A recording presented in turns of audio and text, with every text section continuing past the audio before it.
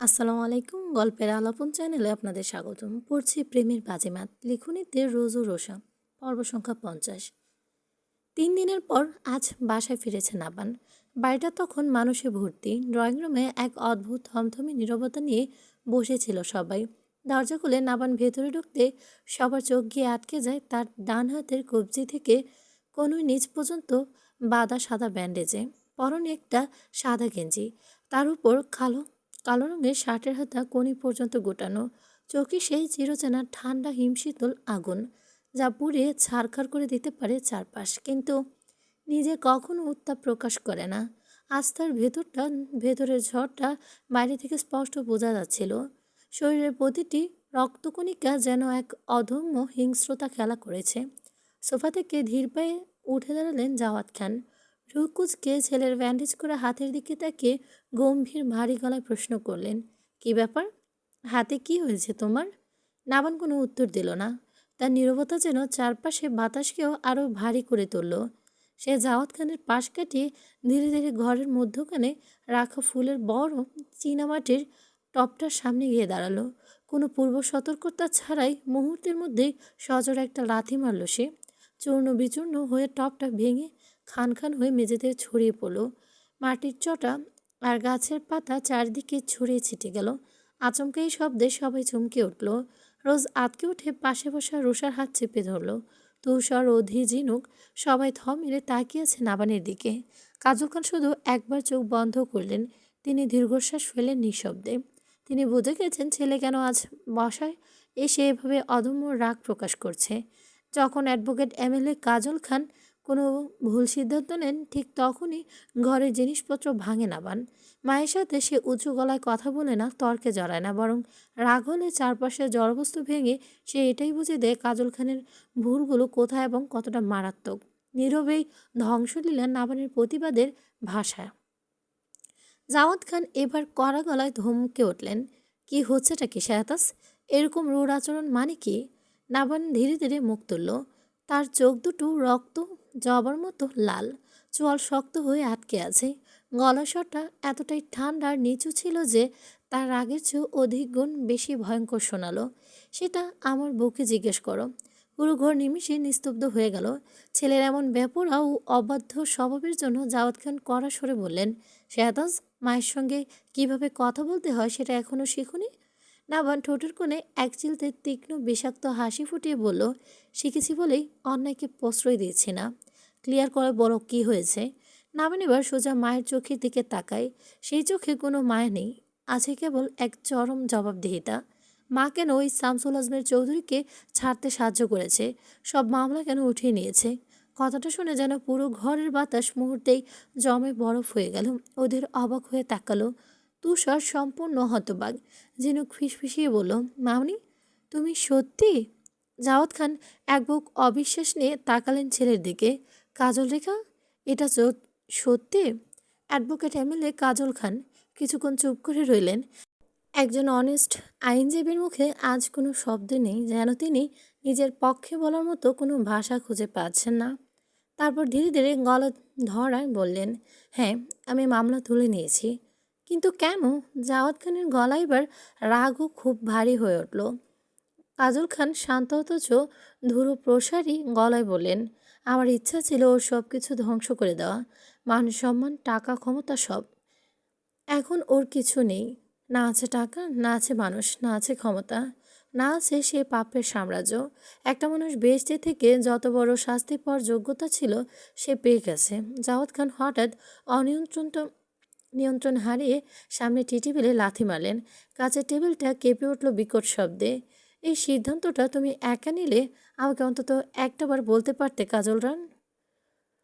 কথাটা বলেই তিনি রাগে ঘর ছেড়ে বেরিয়ে গেলেন। পুরো বাড়িটা যেন এক চাপা অশান্তি গ্রাস করে নিল। সবার মাথায় একটাই চিন্তা, কেন এমন বিচক্ষণ দূরদর্শী একজন মানুষ এই ভুলটা করলেন?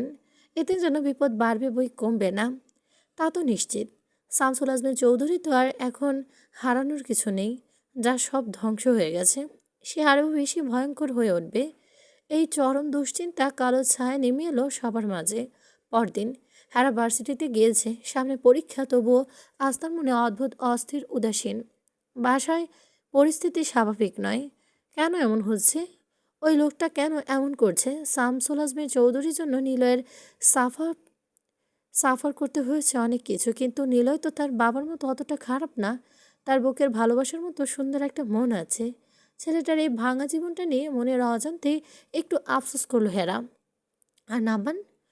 হেরা মনে মনে ভাবল, তাকে ওভাবে থাপ্পড় দেওয়ার পর তো উধাও হয়ে গেছিল। 3 দিন কোনো খবর ছিল না। হেরা নিজেও বুঝতে পারছিল না কেন তার বুকের ভেতরটা কেমন খালি খালি লাগছিল নাবানের অনুপস্থিতিতে। এক তীব্র চাপ রাগ ছিল নাবানের প্রতি। একটাবার সরি বলা তো দূর, বাসায় এসে সে পুরো পরিবেশটাকে বিষিয়ে তুলেছে অসভ্য গিটারওয়ালা একটা।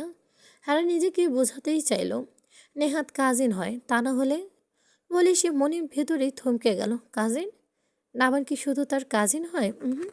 নাবান তো তার কাজিন সম্পর্কে ঊর্ধ্বে দুনিয়ার সবচেয়ে পবিত্র আলিঙ্গনীয় সম্পর্কে জড়িয়ে গেছে হেরার সাথে। হেরা যে তার বিবাহিত, নাভান যে তার বিবাহিত স্বামী, তার বর। এই মহাসত্য মনে পড়তে হেরা চোয়াল শক্ত হয়ে আসে। সে জোর করে নিজের অনুভূতিগুলোকে দূরে সরিয়ে দেয়, মনে মনে নিজেকে শাসন করে। আমি আমার জিমেনকে ভালোবাসি। আমার জিমেন এই অসভ্য গিটারওয়ালার মতো নয়। মুহূর্তেই তিতিনের কথা মনে পড়ে হেরার। এই মেয়ে ডাকার আর নাম পেল না। তার নিজের পছন্দের নামটাই ওভাবে ব্যবহার করতে হলো। বিরক্তিতে চোখ মুখ খিচিয়ে ধরল হেরা। রোজার রোসা পাশে হাঁটছিল। হঠাৎ জিম সেন্টারের সামনে দাঁড়ানো একটা ছেলের দিকে চোখ পড়তে হেরা থমকে গেল। নীল একটা কালো মাস্ক পরে দাঁড়িয়ে আছে। দূর থেকে শুধু তার চোখ দুটোই দেখা যাচ্ছে, কিন্তু সেই চোখ হেরা ভুলবে কিভাবে? নিলয় হেরাকে দেখে মাস্কটা একটু নাড়িয়ে হাত নাড়ল। হেরা ফুল? রোজ চমকে বিরক্তিতে ফিসফিস করলো। আবার শুরু হলো।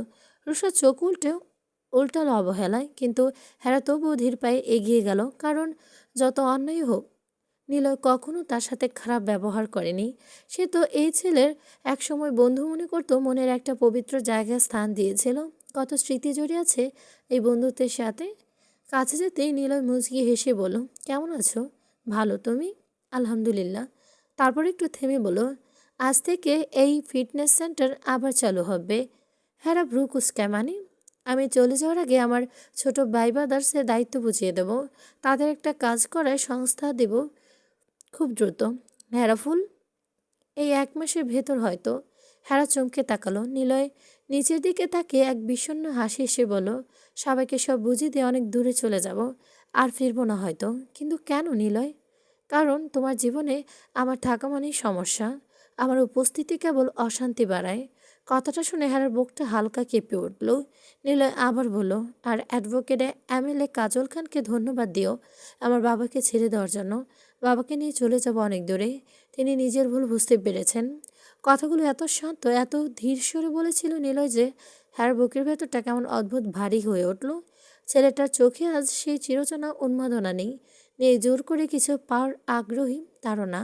বরং একটা অধম্য ক্লান্তি আছে। এই ভাঙা মানুষটার মতো নিঃশব্দে হার মেনে নেওয়া আছে। আর সেটাই হেরা সবচেয়ে বেশি অস্বস্তিতে ফেলছে। হেরা চুপচাপ দাঁড়িয়ে নিলয়ের দিকে তাকিয়ে রইল। মনে মনে ভাবল, সব বাবাই কি শামসুল আজমের চৌধুরীর মতো হয়? আজকাল কত ছেলের অপকর্মের জন্য বাবা মার মাথা তুলে দাঁড়াতে পারে না, সমাজের সামনে মুখ লুকিয়ে চলে। সেখানে নিলয় উল্টো বাবার পাপের বোঝা মাথায় নিয়ে নিজেই ভেঙে পড়েছে। যে নিলয় একসময় বাবাকে নিয়ে গর্বে পাগল ছিল, সেই নিলয় আজ বাবার দিকে থেকে লজ্জিত অপরাধী। সব কিছু যেন কেমন উল্টো হয়ে গেল। হ্যাঁ, এটাও লক্ষ্য করেছে নিলয় আশেপাশে এখন আর কেউ নেই। যে বন্ধুরা এক সময় তাকে ঘিরে থাকতো, তার এক ইশারায় জান দিয়ে তো দৌড়ে আসতো, তারাই আজ ধীরে ধীরে দূরে সরে গেছে। মেয়েরাও আর আগের মতো চারপাশে ঘিরে ধরে না, বরং দূর থেকে সহানুভূতির চোখে তাকায়। সবাই যেন তাকে এক অদৃশ্যের মতোই এড়িয়ে চলে। আর সেটার কারণও আছে। রাগ যে তার অন্ধ ভালোবাসায়, উন্মাদনায় সে অতীতে এমন কিছু কাজ করেছে যেগুলো ক্ষমার অযোগ্য। এমনকি হেরার জন্য পাগলামি করেছিল, তাকে সবার সামনে অপমান পর্যন্ত করেছে। তবুও হেরার খারাপ লাগে, কারণ সে নীলকে এখনকার কলঙ্কিত পরিচয় চেনে না। সে তাকে প্রথম দিন থেকে দেখেছে একটা ছেলে কিভাবে নিঃস্বার্থভাবে তার পাশে দাঁড়ায়। ভার্সিটিতে যখন কিছু হিংসুটে মেয়ে হেরাকে নিয়ে বাজে কথা বলতো, অকারণে অপমান করতো, তখনই নিলয় সবার আগে ঢাল হয়ে সামনে এসে দাঁড়িয়েছে, বন্ধুত্বের হাত বাড়িয়ে দিয়েছে। বন্ধু হিসেবে কখনো হেরাকে একা ফেলে যায়নি।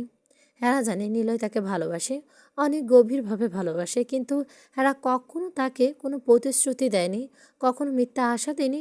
শুরুতে নিলয় উন্মাদের মতো আচরণ করলেও পরে সে বুঝেছিল ভালোবাসা জোর করে পাওয়া যায় না। আর সে কঠিন উপলব্ধি যেন ধীরে তাকে বদলে দিয়েছে। এখন নিলয় যখন মাথা নিচু করে হেরার সামনে দাঁড়ায়, বারবার নিজের ভুল স্বীকার করে, তখন হেরা ভেতরে কোথাও একটা বন্ধুত্বের নরম জায়গা জেগে ওঠে। না চাই দোষে নিলয়ের একটু সময় দেয়, দুটো কথা বলে, কারণ হেরা বিশ্বাস করে বন্ধু যতই ভুল করুক তাতে অন্ধকারে ঠেলে দেওয়া নয়, বরং সঠিক পথ দেখানোর চেষ্টা করা একজন ভালো বন্ধুর দায়িত্ব। নিলয় বন্ধুটাও হেরার বরাবরই অন্যরকম দেখেছে। ওদের সম্পর্কের ভেতর একটা সভ্যতা ছিল, এক নির্ভরতা ছিল। হেরা সবসময় নিলয়ের ভালো দিকটাই দেখতো। নিলয় তাকে এক সুরক্ষা চাদরে ঢেকে রাখতো সবসময়। হয়তো সেই কারণে নিলয়ের ভুলগুলো এই এখন অন্ধের মতো ক্ষমা করে দিয়েছে। নিলয়ের বাবা খারাপ হতে পারে, তার পরিবার নিয়ে হাজার প্রশ্ন থাকতে পারে, কিন্তু নিলয় নিজে যে পুরোপুরি খারাপ না, এটা হেরা বহুবার অনুভব করেছে। কারণ খারাপ মানুষ কখনো কারোর জন্য ওভাবে নিঃস্বার্থভাবে লড়াই করে না, কারো চোখে জল দেখে রাত জেগে থাকে না, আর না কাউকে হারানোর ভয় পেয়ে এভাবে তেলে তেলে ভেঙে পড়ে। কিন্তু হেরা যা বোঝে না তা হলো নীলের ভেতর সে অন্ধকার দিকটা। নীলের বাইরে থেকে যতটা শান্তই দেখাক, তার বুকের ভেতরে এখনও এক প্রলয়ঙ্কারী ঝড় বয়ে যায়। সে এখনও হেরাকে ভয়ানকভাবে ভালোবাসে।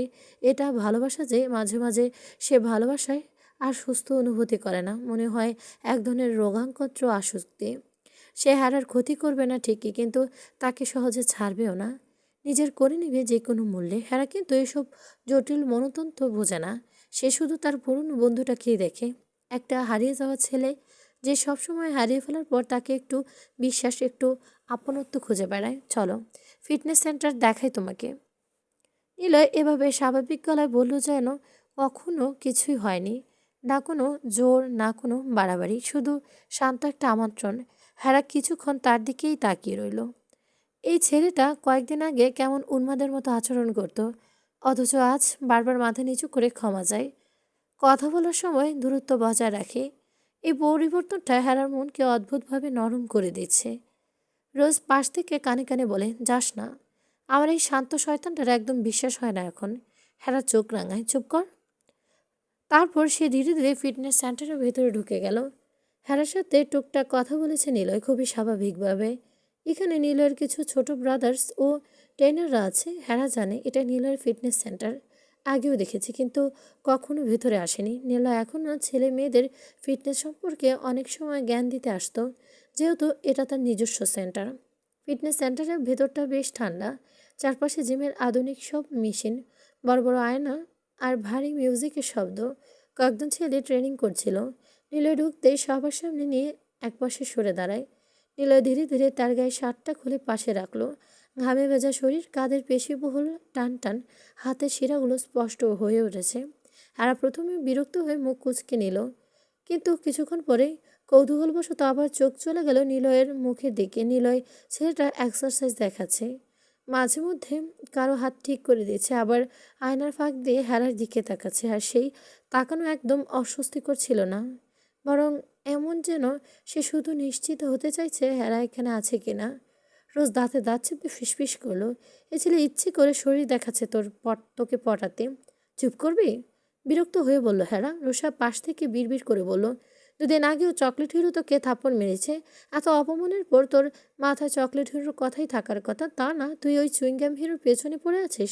ধ্যাত, আমার চরম বিরক্ত লাগছে, আমি গেলাম বলে রুষা একরকম রাগ করেই চলে গেল। কেউ বুঝতে পারে না হেরা এই তাকিয়ে থাকার মধ্যে কোনো প্রেম নেই, আছে শুধু মায়া, আছে বহু বছরের পুরনো বন্ধুত্বের একটা অলিখিত টান। সে শুধু দেখতে থাকে ছেলেটাকে, যে সব হারিয়ে ফেলার পর বারবার তার সামনে স্বাভাবিক থাকার এক ক্লান্তিকর অভিনয় করে যাচ্ছে। কিন্তু দূর থেকে দাঁড়িয়ে থাকা মানুষটার সেই মায়ার ভাষা বুঝল না। উপরে ফ্লোরে লেরিংয়ে হেলান দিয়ে দাঁড়িয়ে ছিল নাবান, সাদা গেঞ্জির উপর কালো শার্ট, শক্ত চোয়াল, চোখ দুটো ভয়ঙ্কর রকমের শান্ত। তার তীক্ষ্ণ দৃষ্টি পুরোটার সময় শুধু হেরাতে নিবদ্ধ ছিল। আর হেরার চোখ সেটা বারবার গিয়ে থামছে শার্টলেস নিলয়ের দিকে। মুহূর্তে নাবানের বুকের ভেতর এক হিংস্র ঈর্ষার আগুন জ্বলে উঠল। তার মনে হচ্ছিল এখনই নিচে নেমে গিয়ে হ্যারার ওই অবাধ্য চোখ দুটো উপড়িয়ে ফেলতে। নিলয় ইচ্ছে করে করছে এসব, ইচ্ছে করে হেরার সামনে নিজেকে ওভাবে প্রদর্শন করছে, কারণ সে খুব ভালো করে জানে হেরা এখন নাবানের সবচেয়ে বড় এবং একমাত্র দুর্বলতা। নাবানের হাতের আঙুলগুলো শক্ত করে মুষ্টিবদ্ধ করলো। নাবান যত হেরার প্রতি কঠোর হবে, হেরা তত নাবান থেকে দূরে চলে গিয়ে নিলয়ের কাছে আশ্রয় খুঁজবে। এই সমীকরণটা নাবান বুঝতে পারছিল। তুই ভাবছিস হেরা তোকে পছন্দ করতে শুরু করেছে? মনে মনে এই ভয়ঙ্কর শপথ নিল নাবান।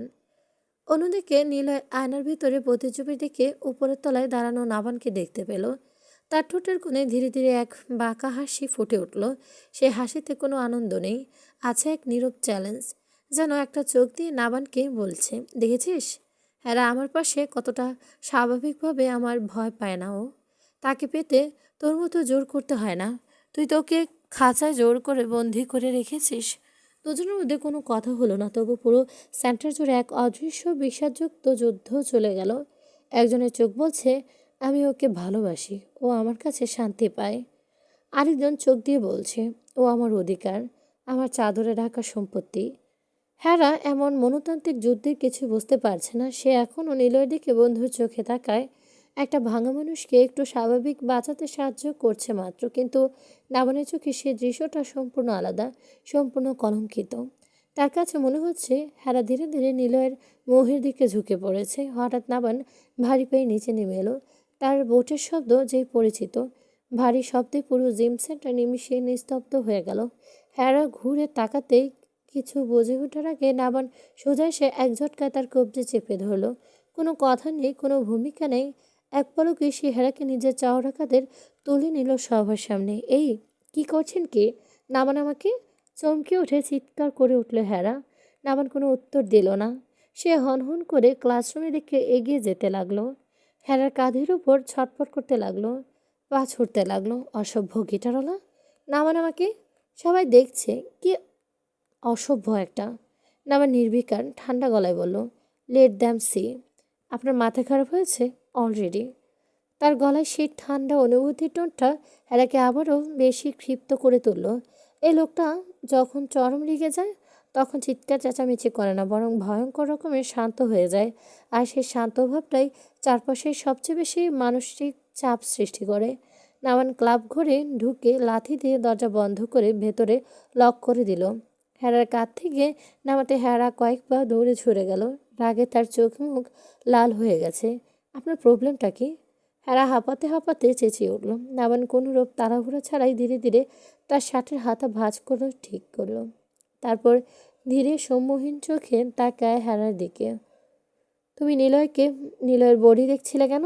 হেরা নিজের কানকে বিশ্বাস করতে পারছে না। সে স্তম্ভিত হয়ে বলল, excuse me, answer me, missile girl. আমি কার দিকে তাকাবো সেটা নিয়ে এখন আপনার থেকে পারমিশন লাগবে? তুমি আমার অধিকার ভুলে গেছো হেরা। তাই বলে তাই বলেই কথা খুব আস্তে, প্রায় ফিসফিসিয়ে বলে নাবান, কিন্তু সেই আস্তে বলার মধ্যে এক চাপা দম বন্ধ করা পসেসিভনেস স্পষ্ট ছিল। হেরা রাগে ও বিরক্তিতে এক তীব্র হাসি হাসল। ওয়াও, আপনি সিরিয়াসলি জ্যালাস না? নাবান ধীরে ধীরে এগিয়ে এলো। হেরা দেয়ালে পিঠ ঠেকে যাওয়া পর্যন্ত পেছালো। নাবান তার খুব কাছাকাছি এসে দাঁড়ালো। আমি শুধু পছন্দ করি না যে আমার জিনিসপত্র অন্য কেউ নোটিস করুক। আমি কোনো জিনিস না। হেরা দাঁতে দাঁত চাপলো। নাবান চোখের দৃষ্টি এক পলকের জন্য নরম হলো। সে মনে মনে বলল, তা তো জানি, তুমি তো আমার বুকে যুদ্ধ করার ক্ষুরকার যন্ত্রপাতি। কিন্তু মুখে সেই দুষ্ট বাঁকা ভাবটা বজায় রেখে আসতে বলল, সমস্যা সেটাই। তুমি মানুষ বলে তো আমার মাথাটা নষ্ট করো। জিনিস হলে তো এতক্ষণে চুপচাপ বক্সে বন্দি করে রাখতাম। হ্যারা কয়েক সেকেন্ড চুপ করে রইল। তার বুকের ভেতরটা কেমন অদ্ভুত এক অনুভূতিতে তোলপাড় হতে লাগলো। রাগও লাগছে তীব্র। আবার লোকটার এই অদ্ভুত অধিকারে বোধহয় কথাগুলো শুনলে যেন ভেতরটা কেঁপে উঠেছে। এটাই নামানির সবচেয়ে বড় সমস্যা। সে মুখে কোনো ভালোবাসি বলে না, একেবারেও না। কিন্তু তার প্রতিটা আচরণে, প্রতিটা নিঃশ্বাসে এমন এক সর্বগ্রাসী অধিকার থাকে যা অস্বীকার করার কোনো উপায় কোনো নারীর থাকে না। হেরা চোখ সরিয়ে নিয়ে বলল, আপনি ওভার রিয়েক্ট করেছেন। মেবি না করছেন, তবুও তোমাকে ওই ইডিয়েটের দিকে এভাবে তাকিয়ে থাকতে দেখে আমার ভালো লাগেনি। একদমই না। কথাটা এত সোজা, এত অকপটভাবে বলল যে এরা ক্ষণিকের জন্য থমকে গেল। নাবানের এবার আরও এক পা এগিয়ে একদম সীমানায় চলে এলো, এতটাই কাছে যে হ্যারা নাবানের গায়ের সেই পুরুষালী ঘ্রাণটাও পায়। রোজা পারফিউম হ্যান্ডেল রাক্স। এটি কোনো সস্তা বা সাধারণ পারফিউমের মতো চড়া বা করা নয়।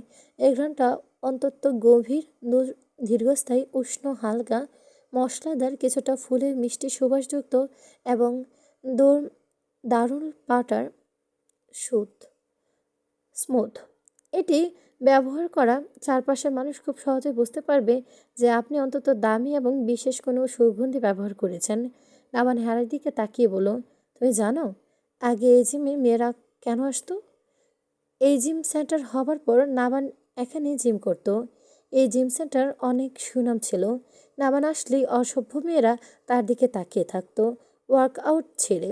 লজ্জা ও অস্বস্তিতে নাবান আশাই বন্ধ করে দিয়েছিল। এর কিছুদিন পর সেন্টার বিক্রি করে দেওয়া হয়, আর তার মালিক নিলয় আজমি চৌধুরী নাবান বাসায় বিদেশ থেকে যন্ত্রপাতি এনে নিয়ে জিমের জন্য। নাবানের কথা শুনে হেরা বড় বড় চোখ করে তাকিয়ে রইল। নাবান বলল, ওয়ার্কআউটের চেয়ে বেশি হাফ অফ দেম তাকিয়ে থাকতো আমার দিকে, আর আমার বিবাহিত বউ কিনা হাঁ করে তাকিয়ে থাকবে অন্য পুরুষের নগ্ন শরীরের দিকে। আমার 7 জন্মের ভাগ্য মিসাইল গাল। সে রাগ সামলে এখনও তোমার চোখ দুটো উপড়ে ফেলেনি। হেরা ঠোঁট চেপে রইল, কারণ নাবানের এই অহংকারটা মিথ্যে না। নাবানকে দেখলে আসলে মেয়েরা অন্য চোখে তাকিয়ে থাকে। লোকটার মধ্যে এমন একটা আলফা মেসকুলিক অ্যাটিটিউড আছে যা আলাদা করে নজর কাড়বে। কিন্তু আশ্চর্য ব্যাপার হলো, আজ হেরা নিজেই খারাপ লাগছে এটা ভেবে যে অন্য মেয়েরা নাবানের দিকে এইভাবে তাকায়। নাবান হেরার চোখে সেই সূক্ষ্ম পরিবর্তনটা ধরে ফেলল। তার ঠোঁটের কোণে হালকা বাঁকা বিস্ময় হাসি ফুটল। কি হলো? আরও ঝুঁকে এলো সে। এখন বুঝেছ ফিলিংসটা? তখন নিজের মানুষটার দিকে অন্য কেউ তাকায় কেমন লাগে? হেরা সঙ্গে সঙ্গে নিজেকে সামলে নিয়ে মুখ ঘুরিয়ে নিল। I don't care, lie better. Miss Elgan, উফ, সরুন তো এখান থেকে। সে পাশ কাটিয়ে চলে যেতে চাইল, কিন্তু নাবান চট করে হাত বাড়িয়ে দেয়ালটাতে আটকে দিল তাকে। পুরোপুরি স্পর্শ করলো না, তবুও এতটা কাছে যে হারার নিঃশ্বাস আটকে যাওয়ার উপক্রম হলো। অসভ্য কিটারোলা। 3 দিন আগে আপনি আমাকে ওভাবে মেজাজ দেখিয়ে মেরেছেন, এখন আবার আমার সাথে এমন বিহেভ করছেন কেন? কি চান আপনি? নাবান এই কথার কয়েকটা সেকেন্ড পর সম্পূর্ণ চুপ করে গেল নাবান। তার চোখে সেই হিংস্র দৃষ্টিটা বদলে গেল এক অজানা গভীর অপলকহীন চাহনিতে। তারপর সে ধীরে ধীরে হাত বাড়িয়ে হারার নরম গালের পাশে নিচে একটা আঙুল ছোয়ালো, আলতো করে স্পর্শ করলো সেই জায়গাটা। Still angry, obviously. গুড। নাবান নিচু গলায় বলল, রাগ থাকলে তোমাকে আরও বেশি প্রিটি লাগে। আপনি ইম্পসিবল, আর তুমি ড্রামাটিক। হ্যাঁ, এবার সত্যি সত্যি নিজের সব শক্তি দিয়ে তাকে ধাক্কা দিল। আমি আপনার এই ডমিনেটিক অ্যাটিটিউড নিতে পারি না। সব সময় শুধু জোর দেখান। আমি থাকবো না আপনার সাথে, ব্যাস। নাবান এক ভ্রু তুলল। রিয়েলি? হ্যাঁ, চলে যাব। কোথায়? যেখানে গেলে একটু শান্তি পাবো। নাবান কয়েক সেকেন্ড এক দৃষ্টিতে তাকিয়ে রইল হ্যারার চোখে গভীরে। তারপর আচমকায় হ্যারার কোমর ধরে এক হ্যাঁচকা টানে নিজের একেবারে বুকের সাথে মিশিয়ে ফেল। হ্যারার নরম বুক গিয়ে ঠেকল নাবানের সেই শক্ত চওড়া পিঠে, বুকে। শান্তি। নাবানের গলায় এবার তীব্র আবেগ ও রাগে ভারী হয়ে এলো।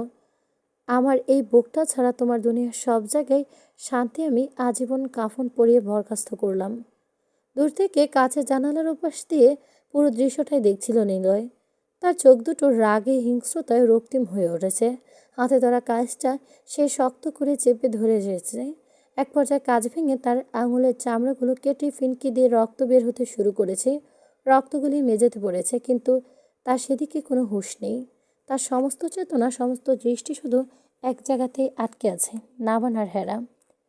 দুইজন একে অপরের এতটা কাছাকাছি দাঁড়িয়ে আছে যেন এই বিশাল পৃথিবীতে আর কোনো দ্বিতীয় মানুষের ব্যক্তিত্বের অস্তিত্ব নেই। নীলা দাঁতের দাঁত চেপে ফিসফিসিয়ে শকুনের সুরে করেই বলল, আমার বুকে আজ এই ব্যথা দিলি নাবান। যে রক্ত আমার হাত থেকে ঝরেছিস, একদিন সেই ঠিক এই রক্ত তোর নিজের বুক থেকে বইবে। দেখিনিস শ্যাতাসখা নাবান, আমি তোকে শান্তিতে বাঁচতে দেব না। এদিকে নাভানের চোখ তখনও পুরোপুরি হেরার উপরে আচ্ছন্ন। সে যেন চোখ দিয়ে হেরার আত্মাকে গ্রাস করে নিচ্ছে। তার চোখের ভাষা পরিষ্কার। হেরা চাইলেও আমার, না চাইলেও আমার। ও আমার পবিত্র অধিকার।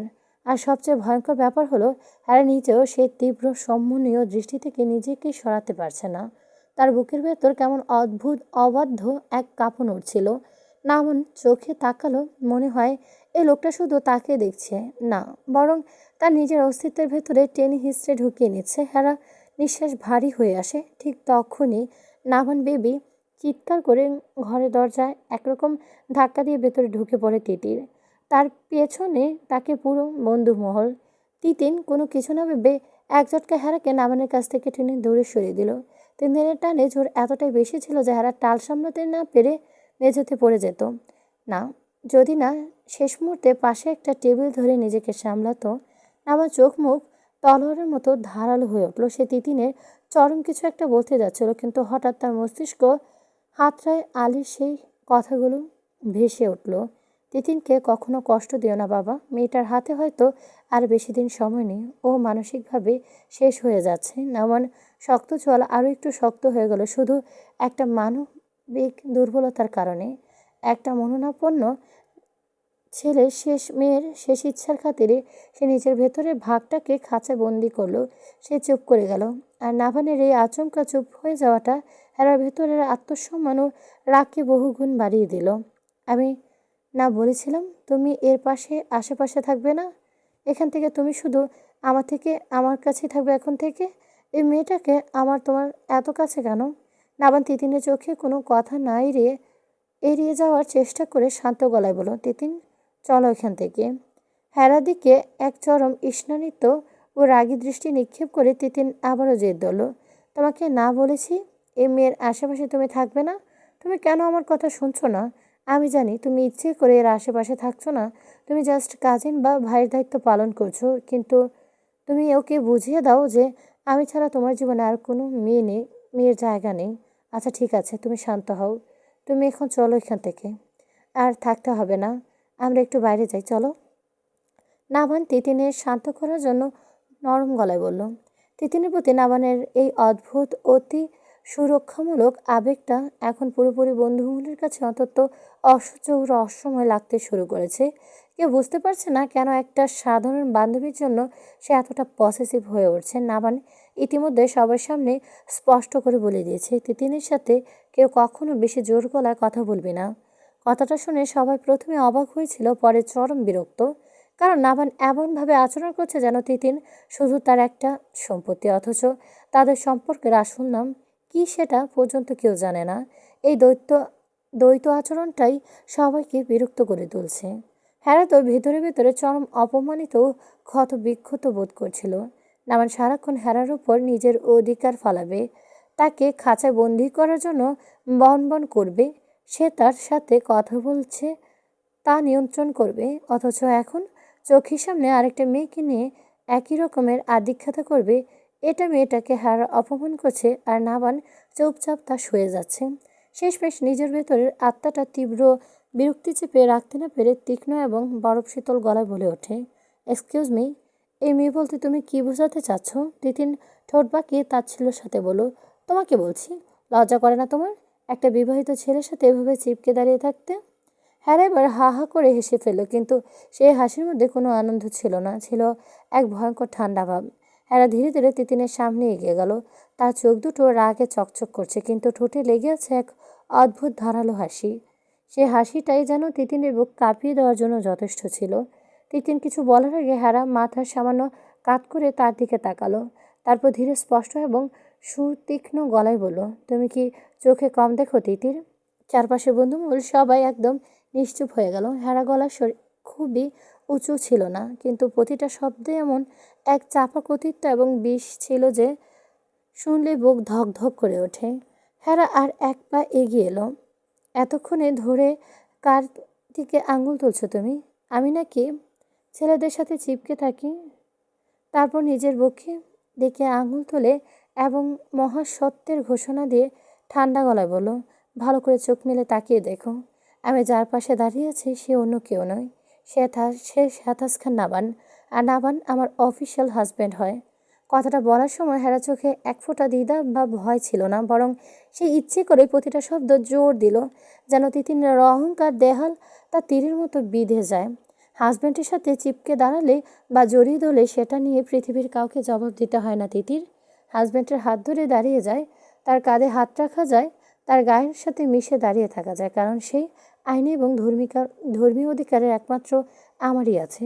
চারপাশে চাপা গুঞ্জন ও ফিসফিসানি উঠতে হেরা একবার সরাসরি তিতিনের চোখের মনি বরাবর তাকালো। কিন্তু একটা জিনিস আমি কিছুতে বুঝতে পারছি না, একটা বিবাহিত মেয়ের যখন একটা বিবাহিত ছেলের আশেপাশে সারাদিন এভাবে কুকুর ছানার মতো ঘুরঘুর করে অকারণে গায়ে পড়ে কথা বলে, প্রয়োজনের চেয়ে বেশি কাছাকাছি যাওয়ার নোংরা চেষ্টা করে, তখন সমাজ বা চরিত্রে ঠিক কোন জায়গায় দাঁড়িয়ে থাকে সে?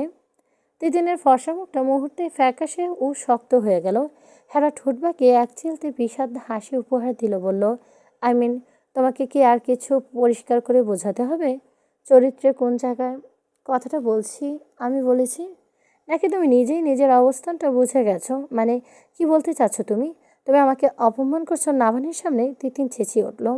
কথাগুলো শেষ করেই হেরা নাভানের হাত নিজের হাতের মুঠোয় নিয়ে আরও শক্ত করে জড়িয়ে ধরল, যেন পুরো পৃথিবীকে চ্যালেঞ্জ ছুড়ে দিয়ে দেখিয়ে দিতে চাইছে এই মানুষটার পাশে বুক ফুলিয়ে দাঁড়ানোর একমাত্র বৈধ অধিকার তার, অন্য কোনো সস্তা মেয়ের না। মানে হলো, আমি আমার স্বামীর সাথে কতটুকু কাছে দাঁড়াবো সেটা আমার এক্সপ্লেন করার কোনো প্রয়োজন আমি বোধ করছি না। নামান হেরার দিকে অপলক স্তব্ধ চোখে তাকিয়ে আছে। চারপাশে এত বড় কেলেঙ্কারি হচ্ছে, তিতিনের চিল্লাচিল্লি করছে, সেদিকে তার কোনো হুঁশ নেই। সে শুধু হেরার মুখের দিকে ওই একটা শব্দ আটকে আছে, হাজব্যান্ড।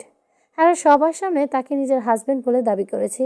এই একটা প্রাপ্তি যেন নামানের ভেতরের সব রাগ ধুয়ে মুছে দিল।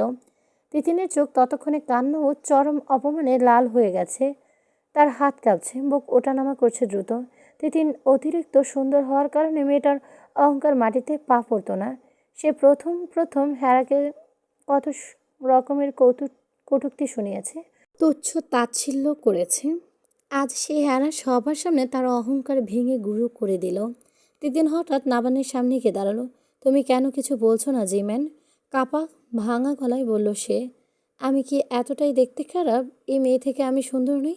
নাবান চোখ তুলে তাকালো। তার চোখে কোনো রাগ বা বিরক্তি নেই, কিন্তু এক গভীর জন্মান্তরের ক্লান্তি আছে। তিতির, এখন এসব ফালতু কথা না, চলো।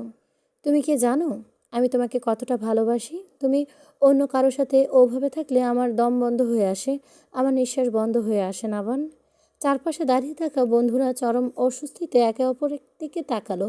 তিতিন আজ সুস্থ বা স্বাভাবিক অবস্থায় নেই। সে উন্মাদিনীর মতো নিজের ভেতরের সব গোপন কথা সবার সামনে উগড়ে দিচ্ছে। তুমি ওকে ছেড়ে দাও নাবান। এবার সে নাবানের শার্ট খামচে ধরে মিনতি করলো, প্লিজ। তুমি ওই মেয়েদের সাথে থাকলে আমি সত্যি সত্যি পাগল হয়ে যাব, মরে যাব আমি। কথাটা শুনে হারা বুকের ভেতরটা হঠাৎ অজানা আশঙ্কায় মোচড় দিয়ে উঠল। এক অদ্ভুত তীব্র ব্যথা ধীরে ধীরে তার পুরো শরীর ছড়িয়ে পড়ল। সে অজান্তে তাকালো নাবানের চোখের দিকে।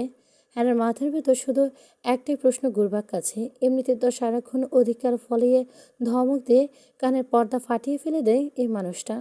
এটা করো না, ওইটার পাশে দাঁড়াবে না, ওইটার সাথে কথা বলবে না, সব কিছুতেই যেন তার পুরুষালী অধিকার। কিন্তু আজ আজ কেন পাথরের মতো চুপ?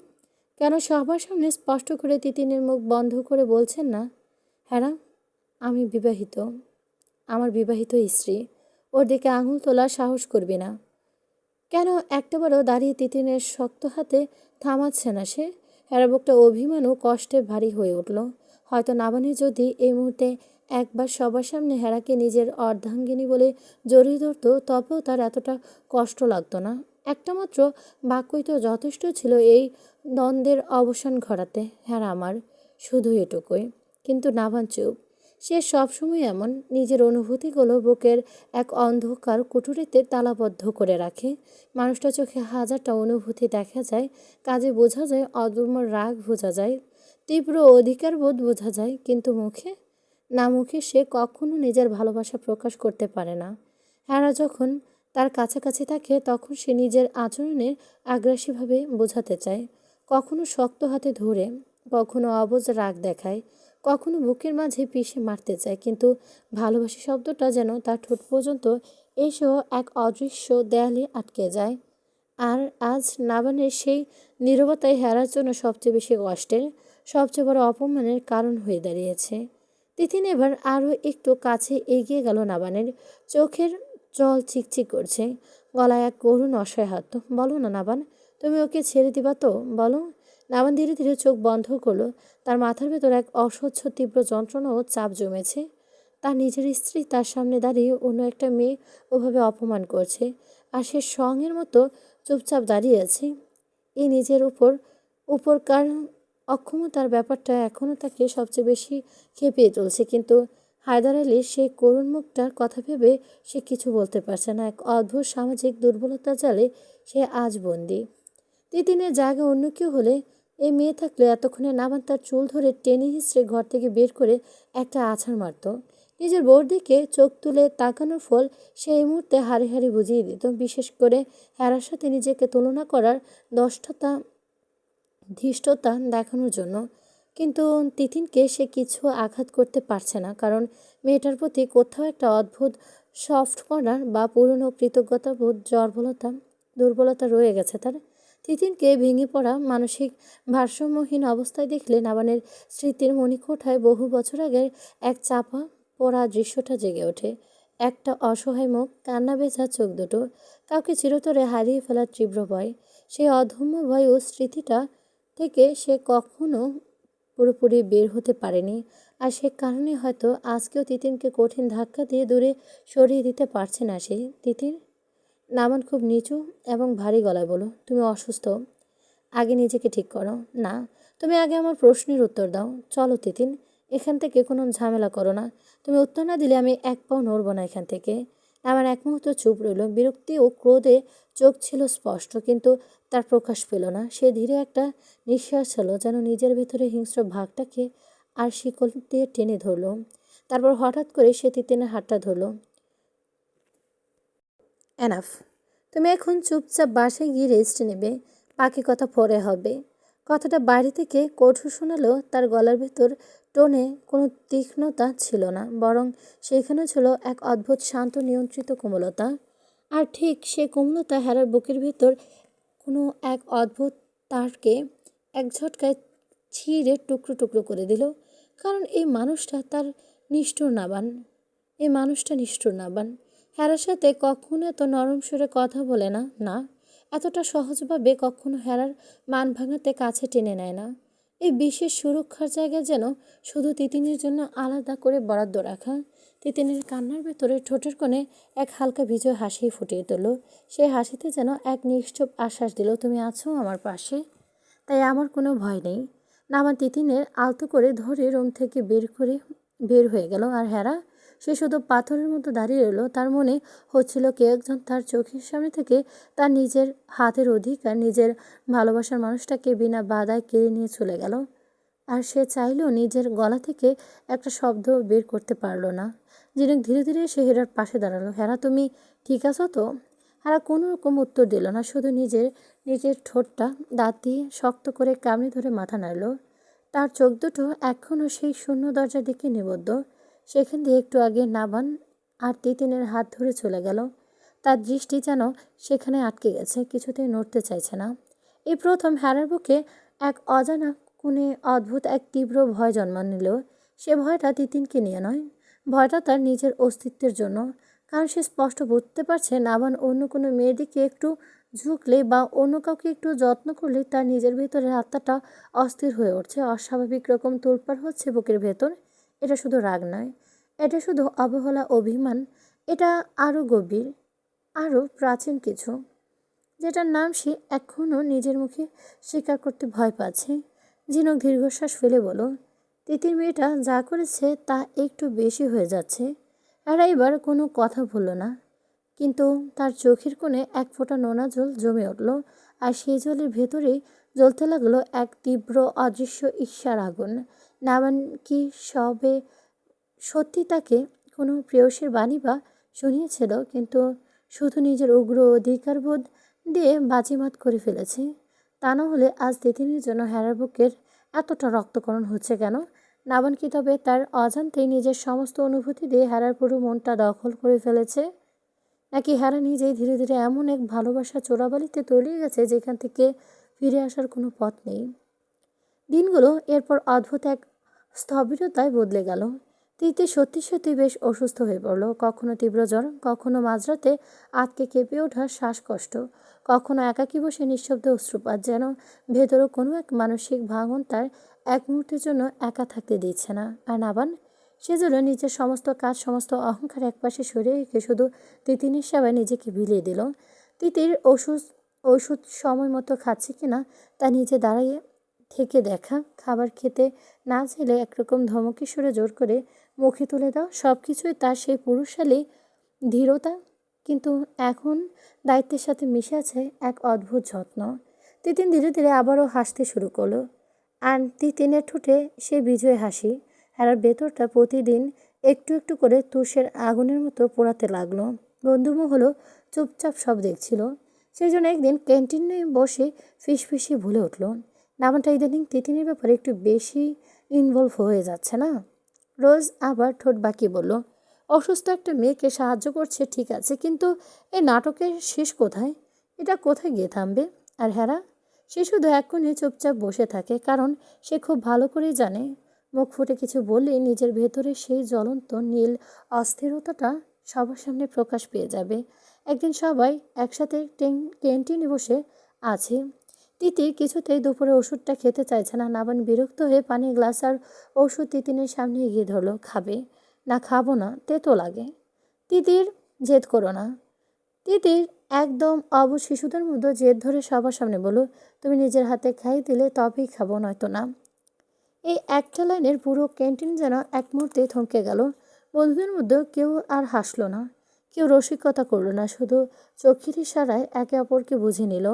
এই সম্পর্কটার এক সাধারণ বন্ধুত্ব বা যত্নের সীমায় আটকে নেই। নামান এক মুহূর্ত তিতিনের চোখের দিকে তাকিয়ে রইল, তারপর এক প্রকার দীর্ঘশ্বাস ফেলে প্রায় অনিচ্ছার মতো হলেও খুব শান্তভাবে তিতিনের মুখে ওষুধটা তুলে দিল এবং পানি খাইয়ে দিল। হেরা দূর থেকে পাথরের মতো দাঁড়িয়ে পুরো দৃশ্যটাই দেখছিল, আর তার ভেতরে কোনো এক সূক্ষ্ম অনুভূতি ঠিক সেখানটায় ভেঙে চুরমার দিক করে দিয়ে গেল। এটা শুধু সাধারণ হিংসে নয়, এটা ছিল এক ধরনের প্রিয় মানুষকে চিরতরে হারিয়ে ফেলার তীব্র শূন্যতা, যার নাম সে কাউকে বলতে পারে না, এমনকি নিজের মনকেও না। চারপাশে এত মানুষ আছে, কিন্তু এরা যেন একাই দাঁড়িয়ে আছে এমন একটা প্রান্তরে, যেখানে নাবনের চোখ আর তাকে খোঁজে না, বরং শুধু তিতিনকেই খোঁজে। একটা সপ্তাহ এভাবেই নরম যন্ত্রণায় কাটল হেরার। প্রতিদিন নিজের চোখের সামনে নাবান আর তিতিনকে ওভাবে একসাথে দেখতে দেখতে মেয়েটার বুকের ভেতর যেন ধীরে ধীরে পাথরে রূপান্তরিত হচ্ছিল। তিতিনের সাথে নাবানের নিচু গলায় বলা কথা, একসাথে ক্যাম্পাসে হাঁটা, মাঝে মধ্যে তিতিনের দিকে তাকিয়ে নাবানের সেই হালকা বিরল হাসিটা, সবকিছু হেরার আত্মাকে ছিঁড়ে খুঁড়ে খাচ্ছিল। এদিকে শামসুল আজমের চৌধুরীর কোনো হদিশ নেই, সে যেন কপুরের মতো উপে গেছে। খানবাড়ির পরিবেশ অস্বাভাবিকভাবে চুপচাপ। আর নিলয়, সে আগের মতো ক্যাম্পেইনে কোনো হইচই বা গ্যাংবাজি না করলেও প্রতিদিন নিয়ম করে অন্তত একবার না একবার হেরার সামনে এসে দাঁড়ায়। কখনো নির্জন করিডোরে, কখনো লাইব্রেরির কোনায়, আবার কখনো ক্লাস শেষে গেটের সামনে। তার চোখে থাকে ক্ষমার পুরনো বন্ধুত্বের এক অমোঘ দাবি। সেই মাঝে মধ্যে হেরার দিকে এমন এক তৃষ্ণার্ত চোখে তাকিয়ে থাকে, যেন হেরা তার একই অন্ধকার জীবনে বেঁচে থাকার শেষ এবং একমাত্র অবলম্বন। অন্যদিকে তিতিন দিন দিন আরও বেশি অসুস্থ ও দুর্বল হয়ে পড়েছে, তবুও নাবানি নিজের সর্বোচ্চ চেষ্টা করছে মেয়েটাকে একটু স্বাভাবিক ও হাসি খুশি রাখতে। কিন্তু এসবের মাঝে সবচেয়ে বড় এবং ভয়ঙ্কর ঝড়টা তৈরি হচ্ছিল নাবানির নিজের ভেতরে, কারণ তার গুপ্তচরদের থেকে খবর এসেছে নিলয় ইদানিং লুকিয়ে লুকিয়ে ক্যাম্পাসের আড়ালে হেরার সাথে দেখা করছে, কথা বলছে। আর এই একটা খবরই নাবানের মাথার রক ফুলিয়ে দেওয়ার জন্য যথেষ্ট ছিল, কারণ সে নিলয়কে শুধু একজন সাধারণ প্রতিদ্বন্দ্বী হিসেবে দেখে না, সে তাকে দেখে তাদের পরিবারের এক চরম ধ্বংসকারকের হিসেবে। নিলয় কুখ্যাত বাবার জন্য নাবানির জীবন থেকে কত কিছু শেষ হয়ে গেছে, কত রক্ত ঝরেছে অতীতে, কত পবিত্র সম্পর্ক নষ্ট হয়ে গেছে। আর এই যে দাগি আসামি ছেলেটা এসে তার নিজের বিবাহিত বউকে আশেপাশে ঘুরঘুর করে তার সাথে প্রেম করার দেখাবে, ধীরতা দেখায়। নাবান এটা বেঁচে থাকতে কিছুতেই মেনে নিতে পারবে না। সেদিন রাতে ড্রিম ক্লাবের সামনে একা দাঁড়িয়েছিল নাবান, পরনে কুচকুচে কালো শার্ট, হাতা কনুই পর্যন্ত গোটানো, চোখ ছোট করে, চোখ দুটো এক ভয়ঙ্কর হিংস্র ঠান্ডা জমে আছে।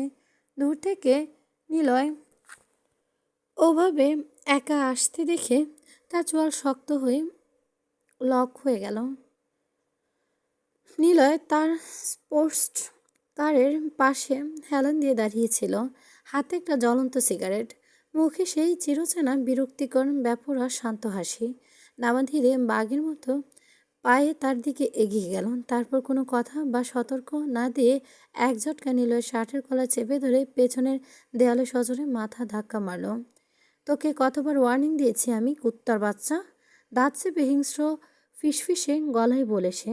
হেরা আশেপাশে আর কখনো যেন তোকে না দেখি। নিলয় কোনো ভয় পেল না, বরং নাবানের চোখের দিকে তাকিয়ে হালকা তাচ্ছিল্যের হাসি আসলো। ভালোবাসলে কোনো সিকিউরিটি, কোনো সামাজিক বাধা এসব মানে না ব্রো, ফাকিং ভালোবাসা। নাবানের এক গর্জনের ড্রিম ক্লাবের আশেপাশে দাঁড়িয়ে থাকা বাকি ছেলেগুলো ভয়ে চুপ হয়ে গেল। তোর মতো একটা লম্পট মেয়েবাজ আবার ভালোবাসায় কি বোঝে? কমপক্ষে আমি তোর মতো ফেক নই নাবান, নিজের বউকে অন্য মেয়ের জন্য ফেলে রাখি না। Shut the fuck up. Nilu এবার থামলো না, বরং নাবানের ইগোতে আঘাত করার জন্য বলল, তুই আসলে ভেতরে ভেতরে ভয় পাচ্ছিস নাবান। তুই ভয় পাচ্ছিস যে হেরা আমার এই নিঃস্বার্থ রূপটা দেখে আমার প্রতি দুর্বল হয়ে যাবে। এই একটা কথাই যেন নাবানের ভেতরে সুপ্ত আগ্নেয়গিরি এক ড্রাম পেট্রোল ঢেলে দিল। সে নিলয়কে আর একটু শক্ত করে দেয়ালে চেপে ধরল, তার গলার নলি যেন ছিঁড়ে যাবে। Son of a pig! তোর বাপের মতো নোংরা পাপের আমাদের জীবনে অলরেডি হেল করে গেছে, আর এখন তুই এসে আমার বউয়ের আশেপাশে ঘুরঘুর করছিস? এত বড় সাহস তোর! নীলার চোখ জোড়া এক পলকের জন্য কেঁপে উঠল, তবু নিজেকে সামলে নিয়ে বলল, আমার বাবার পাপের শাস্তি তুই আমাকে দিবি? তোর বংশের রক্তই নোংরা, বিষাক্ত। কেয়ারফুল নাবান, মুখ সামলে কথা বল। কেন, সত্যি কথা গায়ে লেগেছে? নীল এবার নিজের সব শক্তি দিয়ে নাবানের হাত দুটো নিজের কলার থেকে ঝটকা সরিয়ে দিল। তার চোখেও এখন এক অধম্য ক্ষোভ ও রাগ স্পষ্ট। সে সোজা হয়ে দাঁড়িয়ে বলল, হেরাকে আমি সত্যিই ভালোবাসি।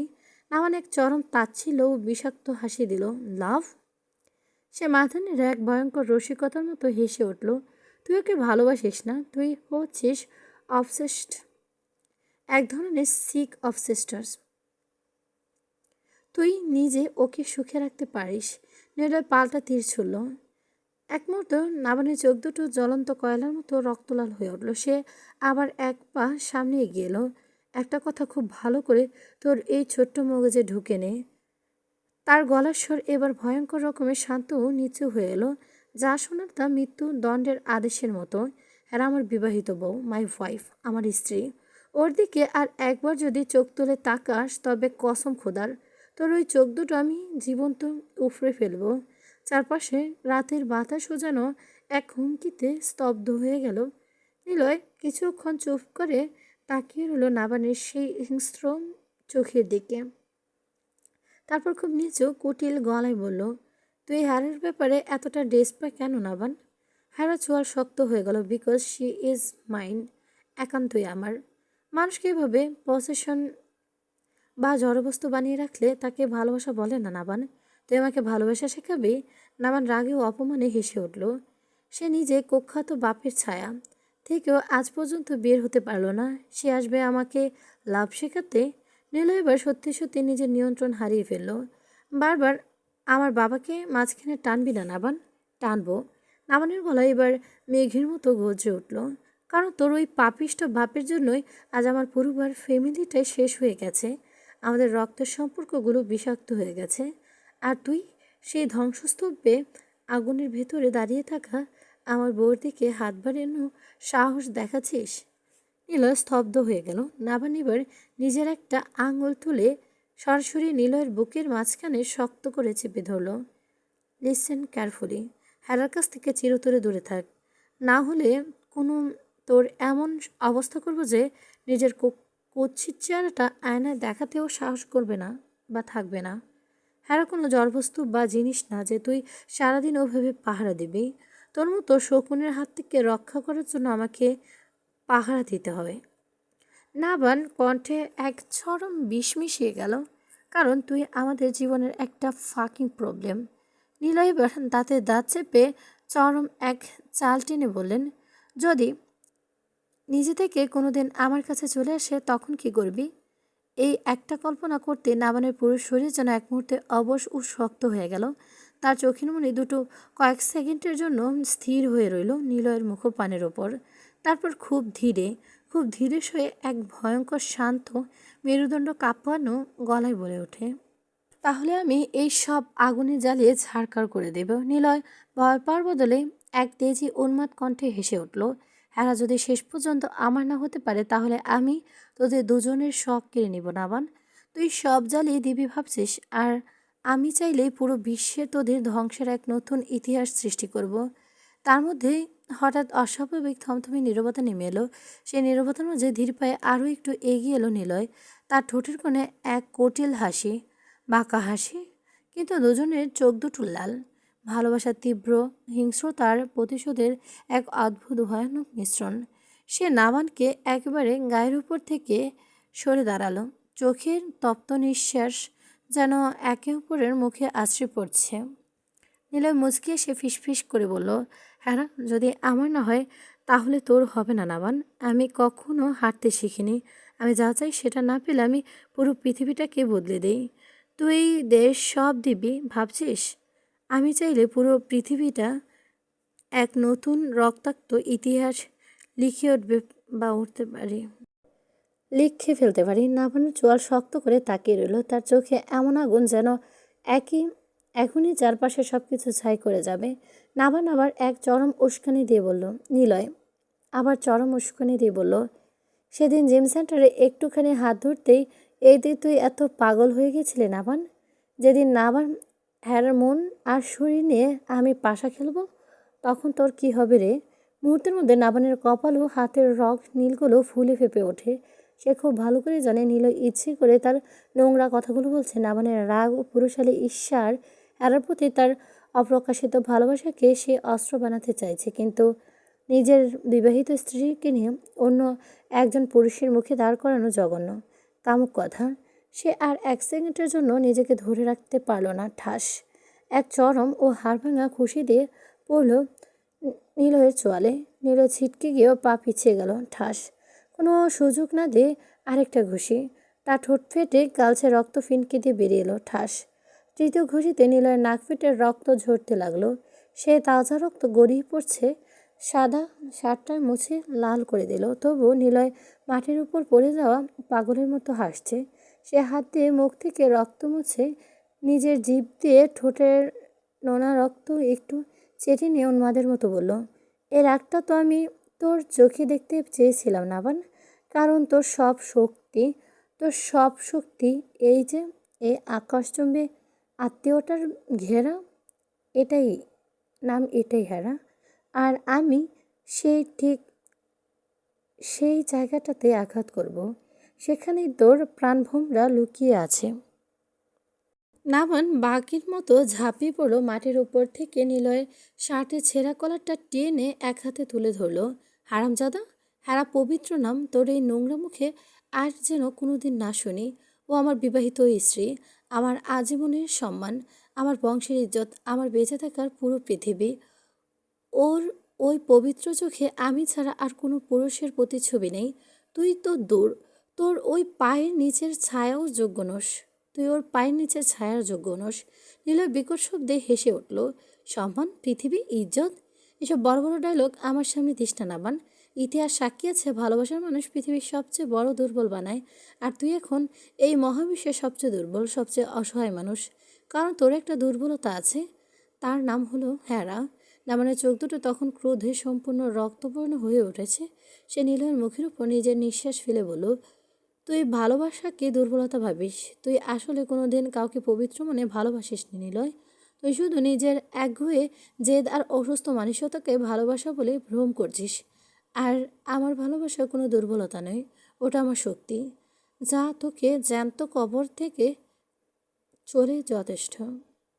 রাত অন্ধকারে ডিম ক্লাবের সামান্য দুটি যুবক, সেও তীব্র হিংস্রা আর প্রতিশোধের আগুনে যেন এক নতুন প্রলয়ের ইঙ্গিত দিচ্ছে, যেখানে জীব থাকতে যা হোক না কেন ছারখার হয়ে যাবে অনেকের জীবন।